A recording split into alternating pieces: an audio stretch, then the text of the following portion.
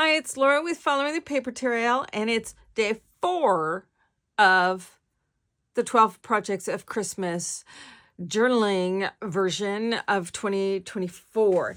And what I'm doing with this, and actually with several of the projects that we're doing this year, is I'm kind of taking some of my old 12 projects and some of the most popular ones and kind of bringing them back and showing you a new way to do a similar concept, because you know what they say, everything old is new again, or nothing new is ever made, that sort of thing.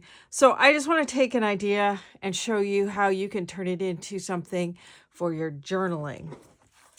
These 3 books, some of you may remember them. These are from 2010, and they were what I called then the shaped hinge. This is one of my absolute favorite paper collections from Basic Gray. I absolutely love Basic Gray. Now does fabric, and it's one of my favorite fabrics for my quilting stuff. So, but anyway, this I used some die cut shapes to hook pages together. Now this video from then, it was, like I said, it was the number 1 of my 12 projects, and I may be wrong, but I want to say we had like 72,000 views on it. So a lot of you probably do remember it and probably made several of them because they go super quick. Now in these I used with all of these I used envelopes that were connected together using these little shaped hinges, and they became this little tuck spots for tags to go behind. This butterfly one, that's really kind of an ugly butterfly, but anyway, but it was just a fun way to hook the pages or slash envelopes which held tags in them. It was a way to hook those together. So I got to thinking, okay, how can I turn this into something for journaling? Now, I could still do the envelopes just like I did here, and you could tuck in either tags or slim signatures or little booklets, all sorts of things you could put in those. But I decided I wanted to make it into a little book.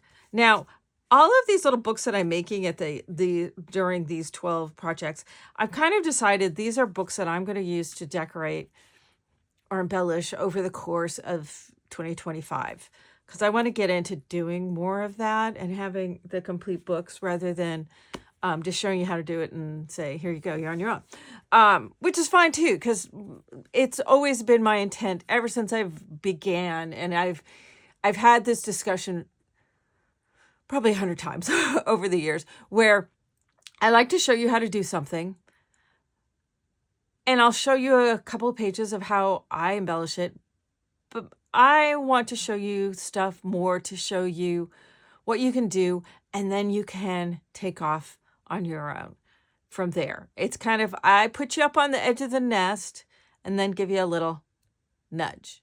Not shoving you, but I'll give you a little nudge. So that you can take it and fly on your own with the idea. That's kind of always been my teaching philosophy from the very get.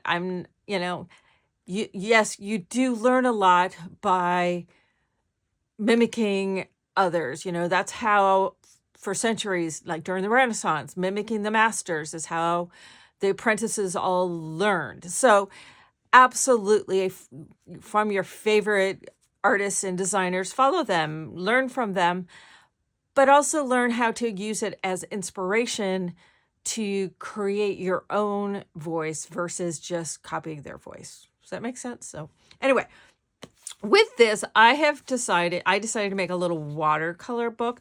Now, I took a vintage book cover and I just cut it in half. I know it's when I first started taking apart books, I felt so guilty about it. It's like, oh my goodness. But it prevents the books from being in the landfill, and you're using them, and they're having a new life as something else. When I started cutting book covers to size, that was also challenging, but I just like the kind of rustic look of it. And this is I don't know what language that's in. It must be Norwegian because it has Oslo 1926 on it. So anyway, I cut it in half, and then I made 5 signatures. And the signatures all were black watercolor paper, and then they have 2 white watercolor paper. And this is pretty heavy paper. This is that 140 pound or 300 grams per square inch watercolor paper. So it's pretty heavy stuff. So I made 5 of these, and you can, or wait, 1, 2, 3, no, 3 of these. So 1, 2, 3. So you can see those 3. And then those 3 I attached together, and I used a circle that I cut out of some heavy mixed media paper, that Strathmore toned beige, toned brown, toned tan, that's what it is, toned tan, in the heavier weight. And then I have, oh, this one came apart. I had cut this one, and then I'm faking this one, and I got busted because it came untaped. So just pretend that that's all one piece, and I didn't cut it and paste it back together. And so what I'm done then is I've taken my 2 signatures, and I've tied those already in my book, and I butt them up to each other, fold to fold. I then have my shape. Here I'm using a circle, and I'll talk about other things you can use. So here I've taken a circle, and it's folded in half, and I'm going to put the fold right where those 2 butt together. I'm going to glue it down. Now when I glue it, I'm coming about 1/4 of an inch away from the fold. I'm not going right up to the fold. I'm staying about 1/4 of an inch back. Those of you who know me, I call that allowing some breathing room. So, because if they were glued together, this book would be doing that. So by giving it some breathing room so that it can expand as it needs to, it puts a whole lot less stress on your little spine of your book. But this is a way, without then trying to figure out how I'm going to hook these signatures into a spine or that sort of thing. We're just creating a book with no spine, and it doesn't necessarily have any stitching hooking these together. So what I've done is I've attached this down, glued it down, and then I have another couple of pieces of watercolor paper that I then stitch in using, this is where I stitch it to, is at that point. So I also then took some of these circles and glued them inside my wrong one. Oh, I keep tried to sneak something, and I keep exposing myself. So I'm also taking some of these and glued them inside. So what happens is when I go through the book, so I use the outside of the first one, and I've glued it to my cover. Then I have my 2 pages. So that was my first signature that was stitched together. And I just used a little pamphlet stitch. Now on these, I put the strings on the inside because I like to add little tags and stuff to these. So that has that glued in, and then I stitch that in. So then pretend these aren't here. These are the 2 that I butted together, like I did here. So I buttered them together and then glued this in place to attach them. That's what's going on right here. These 2 are attaching these 2 signatures together. I then took these 2 pieces of watercolor paper and they stitched in, and they are stitched to where the strings are on the outside. And again, I left them long. You can cut them off. I left them long because I like to add little dangly things to them on the outside. Okay, so then we've got my next signature, pre-made signature, with a 1 piece of black and the circle glued into the inside, and these guys stitched down, and again, danglies on the inside. This one is where I butted these 2 up. This holds them together, and then I stitched this in, and again, those have the danglies on the outside. I did one at the top and one at the bottom. And then this is the last signature that I pre-made. Again, this is glued in. This is not holding anything together, whereas this one is. So then it's got the 2 pages. By doing it that way, you can't really see from the inside from going through it, because this is gonna be a little watercolor book. But see, and these black ones are a little bit longer than my pages on the inside. So I go through 4 white pages, and then you have a black, And you can't tell then which ones were the signatures that are hooked together and which ones are the pieces that are in between. So as you can see here, you've got the black, you've got the tan of this circle that's attaching these two together, the black, and then this is the tan that's attaching these two together. And then the black of the outermost are what attaches the cover, because I've just glued that with either glue or matte medium to attach that onto my cover. And then I'm going to do some embellishment on the cover. I'll add some little dangly doodles onto things and some little dangly doodles on the inside. And I want to do predominantly watercolor, or at least wet media in on the inside. Quick, easy book. I made that in less than an hour this morning, and so then it's available to embellish, as you choose. Same sort of thing as, when I did these guys, I'm attaching a cover to an envelope to an envelope, an envelope to an envelope. So same sort of thing, super easy. You can go back and look at that one. It's from December 2010. So you can go back and watch that shaped envelope, a shaped hinge envelope album, I think is what it was called, or something like that. I'll try to put a link in. When I'm using one of my past 12 projects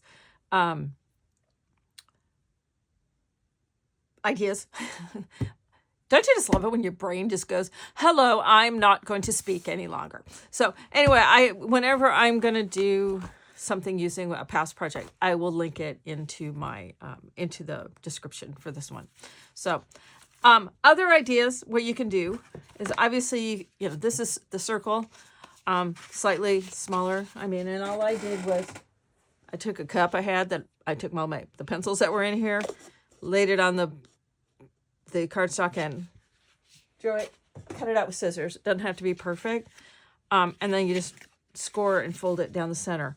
But when you're wanting to put two of these guys together, there's all sorts of things you can use. As you saw before, I used die cut, so you could use,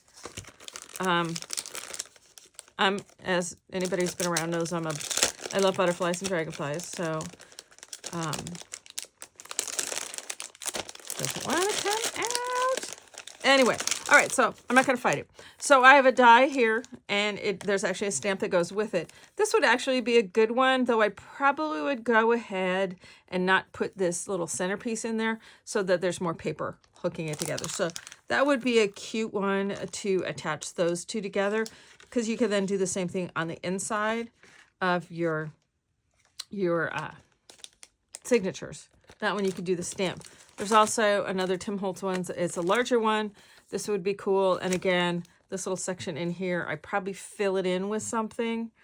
But I could see this one being a 2-layered one where you do the die cut of the black, and maybe you do some patterny paper underneath it and trim it out to that outer, but then just do a loop-de-loop there so that this part is solid. So that gives you much more of a section to attach between the two. If you want something that's much more of a mixed media approach to it, I put a little one here together. I have some little tiny, that I have a book that I have underway, some little tiny signatures. They're not sewn yet, but I'd sew them together first, and then I'm going to put them abutting up to each other, and then I can just do a little collage-y type of thing on there. So this is using both fabric and some paper, and I could glue this down onto each side so that, but it just makes a cute little collage. And then I probably do a little red thing going across. I could snip that off, but whatever, I just threw this together in like 30 seconds. So glue that all down, and so then when it folds, it gives you that spine thing there. So if it's all glued, I could just pop this open. But so you can do kind of a collage thing over the intersection or the abutment of those two signatures, and then do the same thing when you have one here. I'm just going to pretend. So then I'd have another one. So then I could do another little collage thing on, that side. So you can do just some little mixed media collages. You can do shapes. You can do die cuts. Pretty much sky's the limit as to, what you want to do on that. And as whether you want your connectors to be similar looking to what else you've got going on. So it's how it's all hooked together is kind of hidden in this one, or by doing that kind of collage-y type of thing. Each one's different, and so it becomes like a page. So and you could add paint and all that kind of good stuff, whatever you want to it. But doing a applied hinge for your journals, or an attachment for your journals. I'm still going to call it shaped hinge for journals for this video. But, here's another one, using the leaves. You can use die cuts for that. So, same sort of thing. Instead of envelopes or pages, you're just attaching together signatures that you can do. You go crazy and do whatever you want then inside. Biggest thing is to remember is when you're attaching some sort of shape, butt them up to where there's no space, attach this down, but make sure you're at least 1/4 of an inch back from the fold line of your shape when you attach it down, so that it has breathing room. And that way it allows it to expand a bit. So you can see how it goes. So it breathes. I know, I'm weird. I was this weird 15 years ago. When y'all start watching, I'm still this weird. So with me, you get what you get. So anyway, guys, hope you have fun with this one, and we'll see you tomorrow for day 5. Thanks a bunch.